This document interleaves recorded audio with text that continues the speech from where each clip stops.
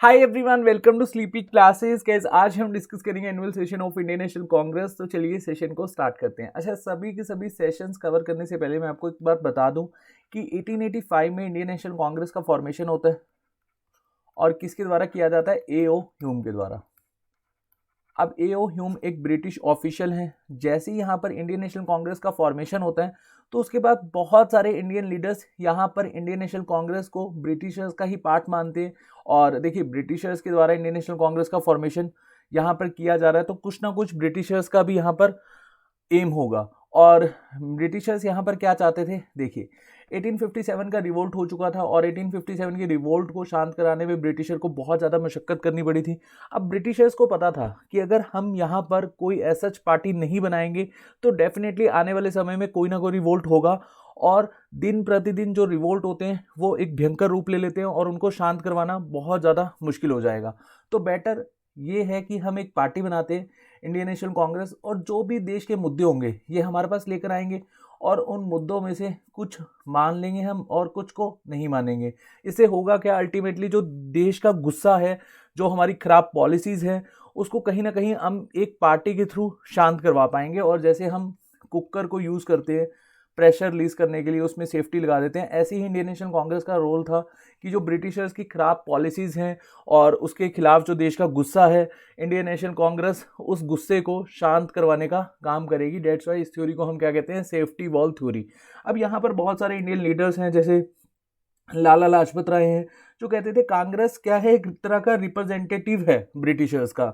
और साथ साथ जो आर.एस. दत्त है वो मानते थे कि ब्रिटिशर्स कांग्रेस को एज अ टूल यूज़ कर रहे हैं। और एक C.F. एंड्रू हैं, मतलब एक बिशॉप थे, इन्होंने कहा कि formation of Congress is a myth. इन्होंने मिथ ही कह दिया, मतलब कांग्रेस का जो फॉर्मेशन हुआ था तो उस समय ऐसा कांग्रेस का रोल भी नहीं हमें देखने को मिला 1885 से लेकर 1905 तक। लेकिन अब देखिए, हमारा देश जब आज़ाद होता है तो कांग्रेस ने इस सेफ्टी वॉल थ्योरी को बिल्कुल गलत बताया। कांग्रेस ने कहा देखो, उस समय हमारे पास ऑप्शन ही क्या थे? अगर हम एक पार्टी बनना चाहते थे, हमें देश के मुद्दे ब्रिटिशर्स के सामने लेकर जाने के लिए कहीं ना कहीं एक पार्टी बनाने की जरूरत थी। और वो पार्टी बन सकती थी तो ब्रिटिशर्स की हेल्प की वजह से ही बन सकती थी। मतलब यहाँ पर जो ए.ओ. ह्यूम का रोल है वो एज अ लाइटनिंग रोड का है। अब लाइटनिंग रोड क्या है? जैसे मैं आपको पढ़ा रहा हूँ और आप मेरे सेशंस देखकर अगर कोई पेपर क्लियर कर जाते हैं तो डेफिनेटली मैं आपको एक पाथ दिखा रहा हूँ। ऐसे ही ए.ओ. ह्यूम ने और ब्रिटिशर्स ने हमें एक पाथ दिखाया कि हम आपकी प्रॉब्लम्स को सुनेंगे, आप एक पार्टी बनाइए। तो यहाँ पर सेफ्टी वॉल थ्योरी को जो कांग्रेस है उन्होंने रिजेक्ट कर दिया और इन्होंने माना कि एग्जैक्टली ए.ओ. ह्यूम को हमने यूज़ किया था, ना कि ब्रिटिशर्स ने हमें यूज़ किया था। और सेफ्टी वॉल थ्योरी को रिजेक्ट करते हुए यहाँ कौन सी थ्योरी दी थी? Lightning road theory. तो चलिए, यहां तक आपको समझ में आ गया सेफ्टी वॉल थ्योरी क्या है, लाइटनिंग रोड थ्योरी क्या है, कांग्रेस का फॉर्मेशन हो चुका है। अब हम कांग्रेस के सभी सेशंस कवर करेंगे। देखिए, यहाँ पर सभी के सभी सेशंस हम कवर नहीं करेंगे और जो इम्पॉर्टेंट हैं वही हम अच्छे से समझेंगे। और यहाँ पर एक चीज़ मैं आपको बता दूँ, जैसे हर साल हमें सेशन देखने को मिलता था। अगर उस साल कोई ऐसा इवेंट हुआ है जैसे नॉन कोऑपरेशन मूवमेंट 1920 में हुआ था तो वो ईयर हमें पता होना चाहिए और उस समय जो इंडियन नेशनल कांग्रेस के प्रेसिडेंट हैं उनका नाम भी हमें पता होना चाहिए। तो इस तरह से आपके एग्ज़ाम में क्वेश्चन पूछे जाते हैं, तो आपने इन सेशंस को ध्यान से समझना है और जितने एक्स्ट्रा पॉइंट मैं आपको बताऊँगा वो आपने अपने नोट्स में लिखने हैं। ठीक है जी। तो चलिए यहाँ पर समझते हैं 1885 में जो सेशन हुआ था और इस समय वाइसरॉय थे लॉर्ड डफरिन। और इस समय ब्रिटिशर्स ने बर्मा को एनेक्स कर लिया था। और जब ये सेशन हुआ बॉम्बे में तो यहाँ पर इंडियन नेशनल कांग्रेस के डेलीगेट्स कितने थे? 72। इन्होंने कहा देखो, ब्रिटिशर्स धीरे धीरे सभी जो इंडिया के रीजन्स हैं या इंडिया के आसपास के रीजन हैं उनको एनेक्स कर रहे हैं और इसमें मिलिट्री का बहुत ज़्यादा यूज़ हो रहा है और बहुत ज़्यादा खर्चा हो रहा है और ये सारा का सारा जो एक्सपेंस है ये इंडिया से होते हुए जा रहा है। तो बेटर ये है कि हम यहाँ पर डिमांड करते हैं कि मिलिट्री एक्सपेंडिचर कम से कम हो। तो फर्स्ट यहाँ पर जो पॉइंट रखा गया था उसमें क्या कहा गया? मिलिट्री एक्सपेंडिचर आपको कम करना होगा। और सेकंड पॉइंट देखिए, 1878 में आईसीएस की जो परीक्षा होती थी उसके लिए ब्रिटिशर्स ने एज रख दी थी 19 ईयर। तो यहाँ पर इंडियन नेशनल कांग्रेस का कहना ये था कि इस एज में हमें रिफॉर्म्स करने चाहिए और जो आईसीएस की परीक्षा है वो इंडिया में भी होनी चाहिए और इंग्लैंड में भी होनी चाहिए, मतलब साइमल्टेनियसली यहाँ पर परीक्षा होने की डिमांड करेगी और इसमें रिफॉर्म्स की यहाँ पर डिमांड करेगी थी इंडियन नेशनल कांग्रेस के द्वारा। मतलब जो फर्स्ट मीटिंग थी इसमें आपने 2 ही पॉइंट याद रखने हैं और प्रेसिडेंट कौन थे, WC बनर्जी। अब 1886 का जब सेशन होता है इससे पहले ही एक यहाँ पर कमेटी बैठा दी जाती है और इस कमेटी का नाम क्या है, एचिसन कमेटी। मतलब यहाँ पर जो डिमांड करी जा रही थी ICS परीक्षा को लेकर वो डिमांड मान ली ब्रिटिशर्स ने और उसके बिहाफ पर एक कमेटी बना दी गई थी। और सेकंड जो मीटिंग है वो हुई थी कलकत्ता में और ये साल में एक बार होती थी दिसंबर के आसपास। तो डेट आपको याद करने की ज़रूरत नहीं है, जस्ट आपको ये पता होना चाहिए कि कौन सा सेशन कहाँ पर हुआ था। देखिए कलकत्ता में होती है और यहाँ पर प्रेसिडेंट बनते हैं दादा भाई नारोजी, इनको कहा जाता है grand old man of India. और इस समय क्या डिसीजन लिया गया था, देखिए इंडियन नेशनल कांग्रेस को ना यहाँ पर देश भर में अपनी ब्रांचेस खोलनी थी, मतलब देश भर में अपने आप को मजबूत करना था। और यहाँ पर नेशनल कांग्रेस और नेशनल कॉन्फ्रेंस का मर्जर भी हुआ था और डेलीगेट्स की संख्या बढ़ रही है और सभी सेशंस में यहाँ पर बढ़ती रहेगी डेलीगेट्स की संख्या। लेकिन यहाँ मुस्लिम्स ज्वाइन नहीं कर रहे हैं इंडियन नेशनल कांग्रेस, बहुत कम मुस्लिम से, 2 मुस्लिम से सिर्फ। और इसको देखते हुए यहाँ पर इंडियन नेशनल कांग्रेस ने कहा कि हमें मुस्लिम्स की संख्या बढ़ानी होगी और एक बहुत ही ज़बरदस्त रिफॉर्मिस्ट थे। डेफिनेटली आपने अगर मेरे सेशंस देखे होंगे हिस्ट्री के तो आपने उन सेशंस में देखा होगा, मैंने आपको बताया था सर सैयद अहमद खान ये हमेशा कांग्रेस को क्रिटिसाइज़ कर रहे हैं। ये कह रहे हैं कि कांग्रेस एक हिंदुओं की पार्टी है, इसमें मुस्लिम्स की कोई भी ऐसा जगह है नहीं। तो इंडियन नेशनल कांग्रेस को लगा कि अगर हमें देश में एक पार्टी बनना है तो हमें सबसे पहले तो सभी को साथ लेकर आना होगा। तो 1887 में इन्होंने प्रेसिडेंट किसको बनाया, सैयद बदरुद्दीन तायब जी को। और ये मीटिंग कहाँ पर हुई, मद्रास में। यहाँ पर सैयद बदरुद्दीन तायब जी ने मुस्लिम्स को इनवाइट किया कि आप इंडियन नेशनल कांग्रेस को ज्वाइन कीजिए। और इस मूवमेंट के बाद बहुत सारी संख्या में हमें मुस्लिम्स ज्वाइन होते हुए दिखे। जो 1888 का सेशन हुआ था ये काफ़ी इंपॉर्टेंट है। और ये इंपॉर्टेंट क्यों है, क्योंकि यहाँ पर जो प्रेसिडेंट थे वो एक ब्रिटिशर थे, जॉर्ज ह्यूले। और एग्जैक्टली ये स्कॉटलैंड से थे, वैसे ऐसे क्वेश्चन नहीं पूछे जाते। और डेलीगेट्स की संख्या बढ़ रही है, लेकिन आपको ये याद नहीं रखनी, फर्स्ट जो मीटिंग हुई थी इसमें डेलीगेट्स की संख्या पूछी जाती है, बाकी में आपको नहीं याद रखनी। जो पॉइंट्स मैं आपको बताऊंगा बस आपको वही नोट डाउन करना है, ठीक है जी। और साथ साथ अगर हम देखें कि जो 1888 का सेशन हुआ था इसमें कितने मुस्लिम्स ने ज्वाइन करा था, 221 मुस्लिम्स। और 1889 में जो सेशन हुआ था बॉम्बे में, यहाँ पर भी एक ब्रिटिशर्स थे, विलियम वेडरबर्न। और विलियम वेडरबर्न ये इंडियन नेशनल कांग्रेस का जब फॉर्मेशन होता है तो उसमें मेंबर भी होते हैं। और अगर हम इनका बैकग्राउंड देखें तो ये बॉम्बे हाई कोर्ट के जज थे, एक्स बॉम्बे हाई कोर्ट जज। अब यहाँ पर ब्रिटिशर्स को क्यों इन्वॉल्व करा जा रहा है इंडियन नेशनल कांग्रेस में, तो यहाँ एक चीज़ आपको समझनी होगी कि ये कुछ ब्रिटिशर्स थे जो सॉफ्ट कॉर्नर रखते थे इंडिया के प्रति। तो यहाँ पर इंडियन नेशनल कांग्रेस को लगता था कि अगर हम ब्रिटिशर्स का साथ लेंगे तो डेफिनेटली हमारी जो डिमांड है वो फुलफिल हो जाएंगी और एक दबाव बनेगा ब्रिटिशर्स पे, ठीक है जी। तो 1890 में जो सेशन हुआ था वो कलकत्ता में हुआ था और यहाँ प्रेसिडेंट थे फिरोज शाह मेहता। अच्छा, एक चीज़ आपने यहाँ पर याद रखनी है कि 1889 का जो सेशन हुआ था यहाँ लेजिस्लेटिव काउंसिल को लेकर बात रखी गई थी। मतलब लेजिस्लेटिव काउंसिल में डिमांड करी गई थी कि डिस्कशन अलाउड होनी चाहिए, क्योंकि उस समय तक डिस्कशन अलाउड नहीं थी। तो यहाँ पर इंडियन नेशनल कांग्रेस डिमांड कर रही थी ब्रिटिशर से कि जो भी प्रतिनिधि जा रहे हैं, वैसे तो आप लोग उनको जस्ट अपने बिहाफ पर अपॉइंट कर लेते हो, मतलब वो एक तरह से क्या है, नॉमिनेटेड हैं, आप उनको इलेक्शन के थ्रू लेकर जाओ लेजिस्लेटिव काउंसिल में और साथ साथ डिस्कशन अलाउड होनी चाहिए। और उसके बाद जो मीटिंग हुई थी 1892 में, यहाँ पर जो प्रेसिडेंट थे वो कौन थे, WC बनर्जी, और प्लेस कौन सा है, इलाहाबाद। उसके बाद 1893 में जो मीटिंग हुई थी, ये इंपॉर्टेंट है, बस ईयर आपको याद रखने हैं, जो एक्स्ट्रा इन्फॉर्मेशन होगा वो मैं आपको बताता रहूँगा, लाहौर में हुई थी और यहाँ पर प्रेसिडेंट थे दादा भाई नारोजी। अब यहाँ ICS एग्ज़ाम को लेकर कुछ रिफॉर्म्स करे गए थे और यहाँ पर जब रिफॉर्म्स करे गए तो इंडियन नेशनल कांग्रेस के द्वारा डिमांड करी गई थी कि ICS की जो परीक्षा है वो इंडिया में होनी चाहिए। और एक पॉइंट हमेशा के लिए याद रख लो कि मिलिट्री एक्सपेंडिचर को लेकर 1905 तक इंडियन नेशनल कांग्रेस हमेशा से बोलती आई थी कि उसको कम से कम करो, लेकिन ब्रिटिशर्स उसको लेकर कभी भी सीरियसली इंडियन नेशनल कांग्रेस को लेते नहीं थे। देन नेक्स्ट मीटिंग होती है 1896 में कलकत्ता में और यहाँ पर प्रेसिडेंट होते हैं रहमतुल्लाह सयानी। अब रहमतुल्लाह सयानी के समय में फर्स्ट टाइम नेशनल सॉन्ग गाया गया था वंदे मातरम। और इस समय हमारे देश में बहुत ज़्यादा फेमाइन आया था। 1891 से लेकर 1900 तक हमारे देश में बहुत ही भयंकर वाला फेमाइन आया। और यहाँ पर एरियाज़ कौन कौन से हैं? United province, Bihar, Madras, Punjab, Bombay. तो आप यहाँ देख सकते हो कि इंडिया के हर रीजन में बहुत भयंकर वाला फेमाइन आया था। और इसी को देखते हुए फिर हम देखेंगे जो कर्जन साहब ने बंगाल को सेपरेट करने की बात करी गई थी। ठीक है जी। उसके बाद नेक्स्ट मीटिंग होती है 1899 में। और ये इंपॉर्टेंट इसलिए है क्योंकि कई बार क्वेश्चन पूछा जाता है कि कौन सी मीटिंग के समय में कर्जन यहाँ के वाइसरॉय बने थे। देखिए क्वेश्चन ना उलझाए जाते हैं। एग्जामिनर को यहाँ पर ऐसे क्वेश्चंस पूछने में बहुत ज़्यादा इंटरेस्ट होता है जहाँ पर वो आपको उलझा सके। और ये कहाँ पर हुआ था? लखनऊ में। और प्रेसिडेंट कौन थे? रमेश चंद्र दत्त। और यहाँ पर डिमांड करी गई थी permanent fixation of land revenue. जैसे कि मैंने आपको बताया फेमाइन लाइक कंडीशन थी, मानसून यहाँ पर इतना प्रभावी नहीं हुआ और ड्राउट लाइक कंडीशन हो गई थी। तो यहाँ पर इंडियन नेशनल कांग्रेस डिमांड कर रही थी कि फार्मर्स के बिहाफ पर कि परमानेंट फिक्सेशन होना चाहिए लैंड रेवेन्यू का। ठीक है जी। उसके बाद नेक्स्ट मीटिंग होती है 1901। ये इंपॉर्टेंट इसलिए हो जाती है क्योंकि इसको गांधी जी ने भी अटेंड किया था। वैसे गांधी जी साउथ अफ्रीका में थे, लेकिन किसी कारणवश वो इंडिया आए थे।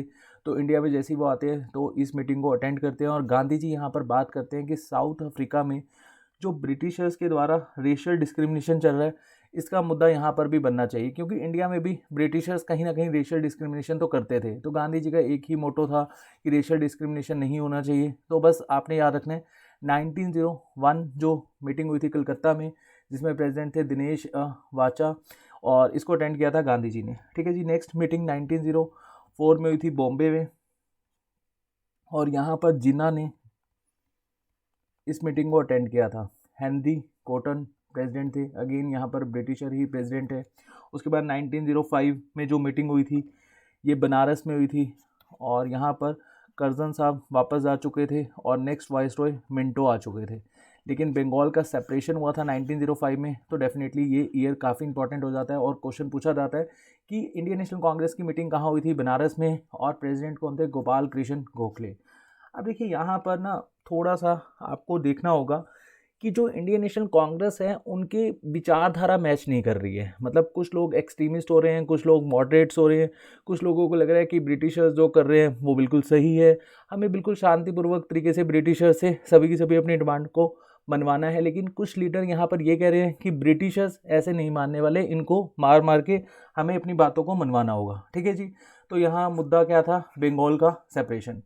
अब 1906 का जो सेशन होता है कलकत्ता में, यहाँ पर प्रेसिडेंट बनते हैं दादा भाई नारोजी। अच्छा एक चीज़ मैं आपको बता दूं, अगर यहाँ पर दादा भाई नारोजी प्रेसिडेंट ना होते तो मॉडरेट्स और एक्सट्रीमिस्ट बहुत भयंकर तरीके से यहाँ पर लड़ पड़ते।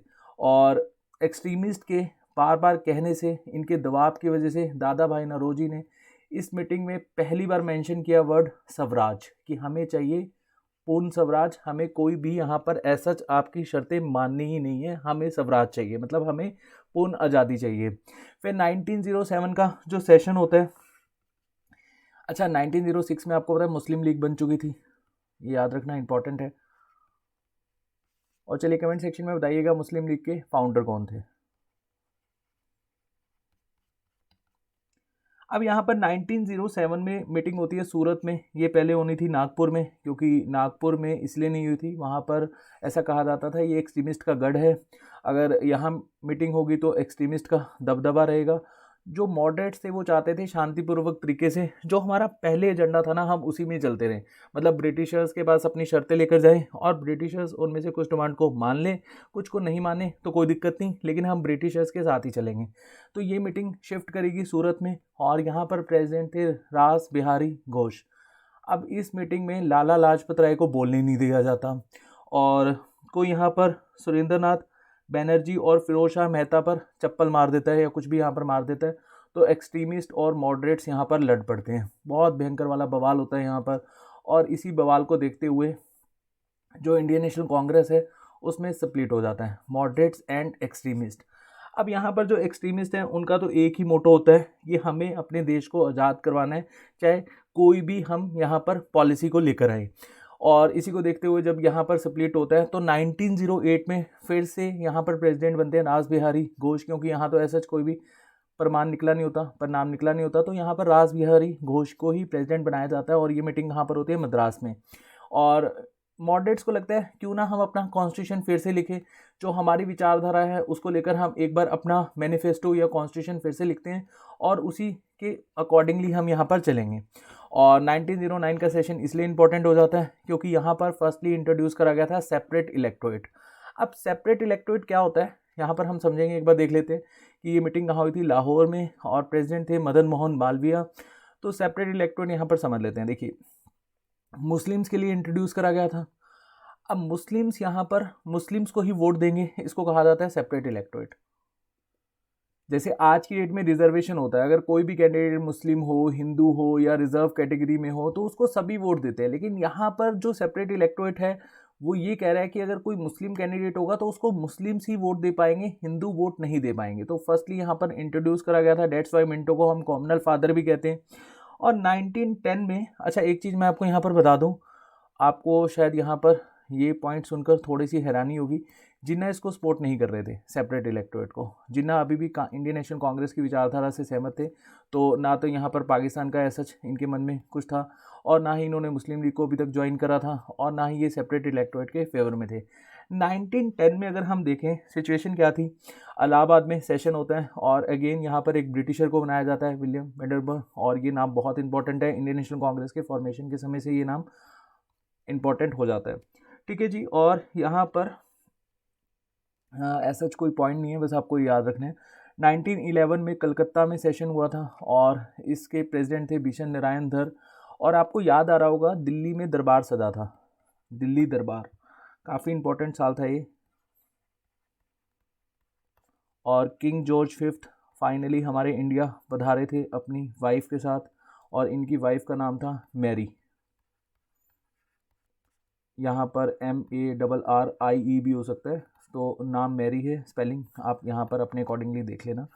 तो किंग जॉर्ज फिफ्थ जैसे ही आते हैं तो बहुत ज़्यादा यहाँ पर खर्चा किया जाता है, बहुत अच्छे से वेलकम किया जाता है। तो इंडियन नेशनल कांग्रेस को लगता है कि एक राजा ही आए हैं, इतना पैसे की बर्बादी करना ठीक नहीं है। तो इस मीटिंग में इसी को लेकर चर्चा करी गई थी कि एक राजा के लिए इतना खर्चा ठीक नहीं है। और फर्स्ट टाइम हमारे देश का जो नेशनल एंथम है जन गण मन, वो यहाँ पर गाया गया था। चलिए कमेंट सेक्शन में बताइएगा नेशनल एंथम को किसने लिखा था। ठीक है जी। चलिए 1912 की जो मीटिंग हुई थी, इस मीटिंग में क्या क्या हुआ था एक बार हम देख लेते हैं। देखिए 1912 का जो सेशन था, इसमें ये सेशन हुआ था बंकिमपुर में, और यहाँ नेहरू जी ने इस सेशन को अटेंड किया था। फर्स्ट टाइम जवाहरलाल नेहरू जी ने इस सेशन को अटेंड किया था और प्रेसिडेंट थे RN मुदहोलकर। और यहाँ पर एक कॉन्स्पिरेसी भी हुई थी, जो रास बिहारी घोष हैं उन्होंने हार्डिंग के ऊपर बम फेंका था। मैं एक बार आपको बता देता हूँ, इम्पॉर्टेंट है। रास बिहारी घोष ने हार्डिंग के ऊपर यहाँ पर बम फेंका था। हालांकि हार्डिंग यहाँ पर बच निकले थे, लेकिन इम्पॉर्टेंट है, 1912 की घटना है। बाकी मैंने आपको डिटेल में डिस्कस करवाया ही है इंडियन नेशनल मूवमेंट में। अच्छा यहाँ पर एक चीज़ हम और डिस्कस कर लेते हैं। 1908 में आपको पता है अलीपुर कॉन्स्पिरेसी केस हुआ था, तो ये इम्पॉर्टेंट ईयर है, काफ़ी याद रखना। और यहाँ पर जो प्रफुल्ल चाकी हैं और खुदीराम बोस, इनका नाम आता है अलीपुर कॉन्स्पिरेसी में। और इसको लेकर जो एक पर्सन है अरबिंदो घोष, उनका भी नाम आता है। फिर अरबिंदो घोष को ब्रिटिशर्स छोड़ देते हैं इस शर्त पर कि आप इंडियन नेशनल कांग्रेस के, आप पॉलिटिक्स से ही रिज़ाइन दे दो। और फिर 1910 के बाद अरबिंदो घोष पॉलिटिक्स को रिज़ाइन करते हुए अपना जो जीवन शैली है वो पौंडीचेरी में जाकर बिताते हैं एज आ एक स्वामी। ठीक है, मतलब यहाँ पर वो पॉलिटिक्स को छोड़ ही देते हैं। ठीक है, काफ़ी इंपॉर्टेंट ईयर है, याद रखना। उसके बाद वापस आते हैं 1913 में कराची में सेशन होता है और प्रेसिडेंट होते हैं सैयद मोहम्मद। और यहाँ फर्स्ट टाइम हिंदू मुस्लिम को लेकर बवाल हुआ था। देखिए जलियांवाला मास्केर काफ़ी इंपॉर्टेंट है। ऐसे ही अगर आपसे पूछा जाए कानपुर मास्केर, ये कब हुआ था? 1913 में, और इसको लेकर यहाँ पर सेशन रखा गया था। देखिए हुआ क्या, ब्रिटिशर्स ने एक मस्जिद को अबॉलिश कर दिया और यहाँ पर इसको देखते हुए हिंदू मुस्लिम्स दंगे हुए और ब्रिटिशर्स ने बिना कुछ सोचे समझे यहाँ पर गोली चलाने का आदेश दे दिया। तो 600 लोग यहाँ पर मारे गए थे, निर्दोष लोग यहाँ पर मर गए थे। हालांकि ये काफ़ी इम्पोर्टेंट इवेंट है, मतलब काफ़ी इम्पोर्टेंट मास्कर है, बहुत ही कम पूछा जाता है। अगर जब पूछा जाता है तो यहाँ पर हम कंफ्यूज हो जाते हैं। तो ये ईयर आपको याद रखना है। 1913 में कानपुर में एक मस्जिद को डिमोलिश करा गया था ब्रिटिशर्स के द्वारा। फिर 1914 में जो सेशन हुआ था मद्रास में, और यहाँ पर जो प्रेसिडेंट थे भूपेंद्र नाथ बासु, और इस समय वर्ल्ड वार 1 स्टार्ट हो गया था। और इंडियन नेशनल कांग्रेस को लगता था अभी के लिए हमें ब्रिटिशर्स का साथ देना चाहिए, और क्या पता ब्रिटिशर्स हमारे इसी बिहेवियर को देखते हुए हमें डोमिनियन स्टेटस दे दे, और अगर हम यहाँ पर ऐसा कोई रेवोल्यूशनरी एक्टिविटी करेंगे तो ब्रिटिशर्स इससे नाराज़ हो जाएंगे और हमें ब्रिटिशर्स डोमिनियन स्टेटस नहीं देंगे, अभी के लिए हमें ब्रिटिशर्स का ही साथ देना होगा। तो 1915 में अगेन यहाँ पर जो मीटिंग होती है बॉम्बे में होती है, और इसके प्रेसिडेंट होते हैं एसपी सिन्हा। और यहाँ एसपी सिन्हा जब इस मीटिंग में एज अ प्रेसिडेंटशिप कर रहे होते हैं, तो यहाँ पर एक बात रखी जाती है कि एक्सट्रीमिस्ट को अब ऐड ऑन करना चाहिए। मतलब इंडियन नेशनल कांग्रेस जो है वो अकेले मॉडरेट्स नहीं चलाएंगे, जो एक्सट्रीमिस्ट यहाँ पर टूट कर गए हैं इनको भी हम यहाँ पर लेकर आते हैं। तो फर्स्ट टाइम यहाँ पर बात करी गई थी, ठीक है जी। और गांधी जी परमानेंटली वापस आ गए थे 9 जनवरी 1905। तो वैसे ही ये बहुत इंपॉर्टेंट हो जाता है। फिर 1916 में लखनऊ में सेशन होता है, और यहाँ पर मॉडरेट्स एंड एक्सट्रीमिस्ट आपस में फिर से मर्ज हो जाते हैं, और इस समय प्रेसिडेंट कौन होते हैं, AC मुजम्मदार। एंड यहाँ पर एक लखनऊ पैक्ट भी साइन करा जाता है Indian National Congress and Muslim league के बीच में। उसके बाद 1917 का जो सेशन था ये कहाँ हुआ था, कलकत्ता में, और यहाँ पर फर्स्ट लेडी प्रेसिडेंट बनाई जाती है एनी बेसेंट, और एनी बेसेंट ने यहाँ पर होम रूल मूवमेंट का अपना फ्लैग भी लहराया था।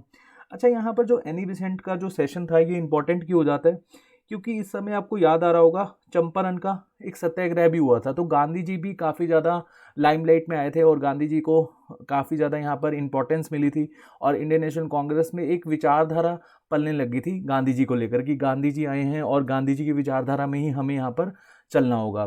तो 1918 का जो सेशन होता है वो मुंबई में हुआ था।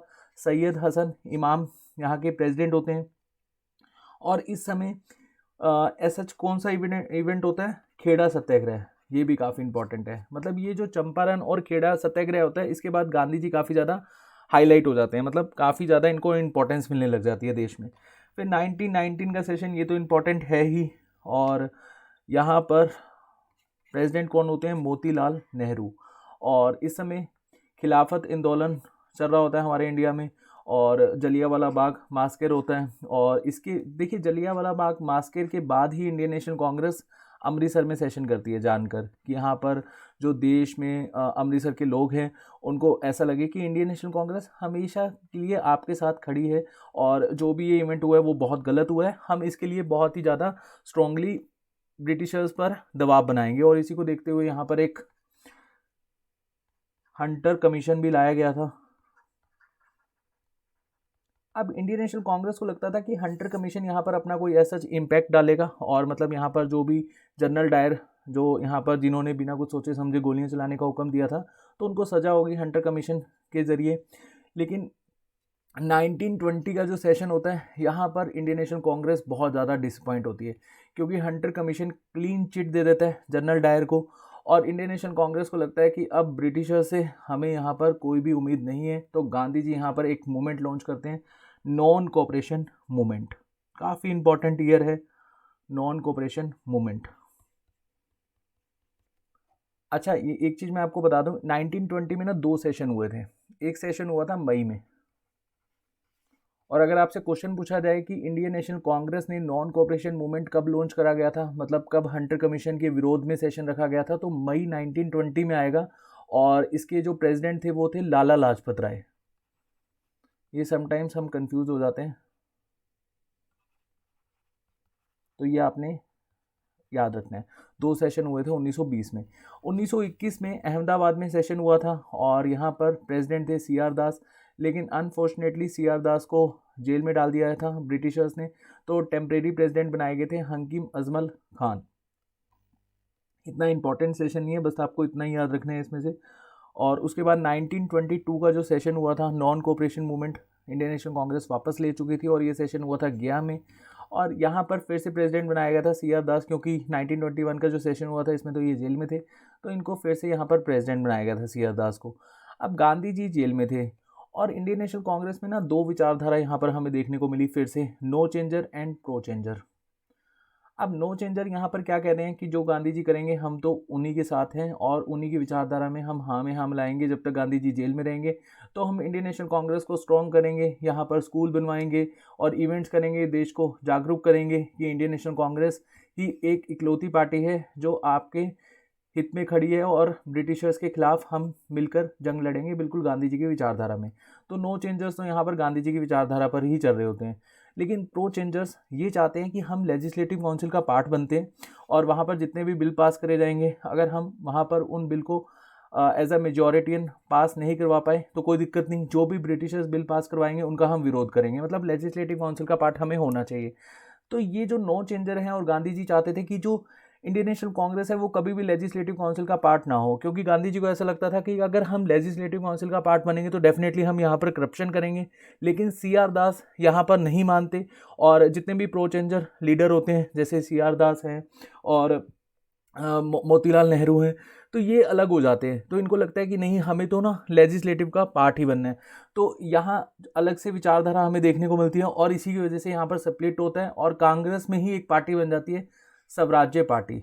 हालांकि जब ये पार्टी बनती है तो अलग से बनती है, लेकिन फिर गांधी जी का जो ये सेशन होता है जिसमें गांधी जी प्रेसिडेंट होते हैं 1924 में, तो स्वराज पार्टी को विद इन कांग्रेस कंसिडर करा जाता है। ठीक है जी। तो 1923 का भी एक बार हम सेशन देख लेते हैं। गायकनंद हुआ था और इसके प्रेसिडेंट थे अब्दुल कलाम आज़ाद, ये youngest president of Indian National Congress. Sometimes age भी पूछ ली जाती है और ऐसे क्वेश्चन वैसे SSC में आते हैं और मुझे नहीं लगता कि इन क्वेश्चंस को हमें ज़्यादा, मतलब ऐसे क्वेश्चंस को कंसीडर करना चाहिए, लेकिन फिर भी आपको पता होना चाहिए कि एज कितनी थी इस समय अब्दुल कलाम आज़ाद की। ठीक है जी। उसके बाद अगर हम नेक्स्ट सेशन देखें 1926 में, अच्छा 1925 में कोरी कॉन्स्पिरेंसी केस भी हुआ था। अब देखिए यहाँ पर एक पॉइंट मैं आपको बताता हूँ। जब no cooperation movement Gandhi ji के द्वारा वापस लिया गया था तो यहाँ पर जैसे मैंने आपको बताया ना, नो चेंजर प्रो चेंजर, तो एक पर्सन थे जिनका नाम था राम प्रसाद बिस्मिल। तो उनको लगा कि अब इंडियन नेशनल कांग्रेस अपने विचार पर नहीं चलने वाली, मतलब जो विचार है इंडियन नेशनल कांग्रेस का वो मुझे नहीं लगता कि इससे हमें आज़ादी मिल पाएगी, ऐसा कहना था राम प्रसाद बिस्मिल का। तो ये रेवोल्यूशनरी एक्टिविटीज़ करने में लग जाते हैं और हमारे इंडिया में अभी भी रेवोल्यूशनरी एक्टिविटीज़ चली रही होती हैं। बहुत सारे ऐसे पर्सन होते हैं जो अंडरग्राउंड वे में रेवोल्यूशनरी एक्टिविटीज़ कर रहे होते हैं। तो राम प्रसाद बिस्मिल यहाँ पर HRA को फॉर्म करते हैं और HRA का काम क्या होता है कि ब्रिटिशर से पैसा छीनना और देन अपने लिए यहाँ पर खर्च करना, मतलब हथियार कलेक्ट करना और रेवोल्यूशनरी एक्टिविटीज़ करते रहना। तो 1925 में जो ककोरी इंसिडेंस हुआ था, ककोरी कॉन्स्पिरेंसी केस हुआ था, तो इसमें मेन जो नाम आया था वो किसका आया था, राम प्रसाद बिस्मिल का। ठीक है जी। और 1925 में ही RSS का फॉर्मेशन हुआ था और CPI जो पार्टी है इसका भी फॉर्मेशन 1925 में ही हुआ था। ये क्वेश्चन पूछे जाते हैं तो आपने याद रखना है। ठीक है जी। और ये सेशन कहाँ हुआ था, कानपुर में, और प्रेसिडेंट कौन थे, Sarojini Naidu, first Indian women president. बहुत ही इंपॉर्टेंट ईयर है 1925 का। ठीक है जी। और 1926 का जो सेशन हुआ था वो गुवाहाटी में हुआ था और इस समय प्रेसिडेंट थे श्रीनिवासा अयंगर। और यहाँ पर फर्स्टली इंडिपेंडेंस रेजोल्यूशन अडॉप्ट करा गया था और जो साइमन कमीशन है उसको खैर इसको बाइकआउट तो 1927 में करा गया था, यहाँ पर इसको कट कर देना क्योंकि 1927 के सेशन में करा गया था साइमन कमीशन का विरोध को लेकर हमने एक रेजोल्यूशन पास किया था। ठीक है। तो 1927 का सेशन कहाँ होता है, मद्रास में, और यहाँ पर प्रेसिडेंट होते हैं MA अंसारी। अब देखिए ब्रिटिशर्स यहाँ पर 1919 का जो एक्ट लेकर आते हैं, इसको लेकर इंडियन नेशनल कांग्रेस बहुत सारे मूवमेंट लॉन्च करती है। तो ब्रिटिशर्स को लगता है कि अब बहुत सारे मूवमेंट लॉन्च हो चुके हैं, तो ऐसा करते हैं कि हम एक कमीशन बैठाते हैं और उस कमीशन के बिहाफ पर नेक्स्ट एक्ट लाया जाएगा। जैसे ही साइमन कमीशन आता है तो यहाँ पर कोई भी ऐसा इंडियन होता नहीं है, तो इंडियंस यहाँ पर बहुत ज़्यादा भटक जाते हैं। हमारे लिए आप कोई कमीशन लेकर आ रहे हो और उसमें कोई भी इंडियन नहीं है, तो इसको लेकर लोगों का गुस्सा बहुत ज़्यादा होता है और जगह जगह पर गो बैक साइमन के नारे लगते हैं। और यहाँ पर ब्रिटिशर्स को लगता है कि देखिए गो बैक साइमन के नारे लग रहे हैं तो बहुत ज़्यादा विरोध किया जा रहा है। तो ब्रिटिशर्स 1928 से पहले जो ये सेशन हुआ था, इससे पहले इंडियन नेशनल कांग्रेस को एक न्योता देती है कि आप अपना कोई रेजोल्यूशन लेकर आइए, अपना कमीशन लेकर आइए, और साइमन कमीशन और जो आपका कमीशन होगा इन दोनों के बिहाफ पर हम नेक्स्ट एक्ट लेकर आएंगे।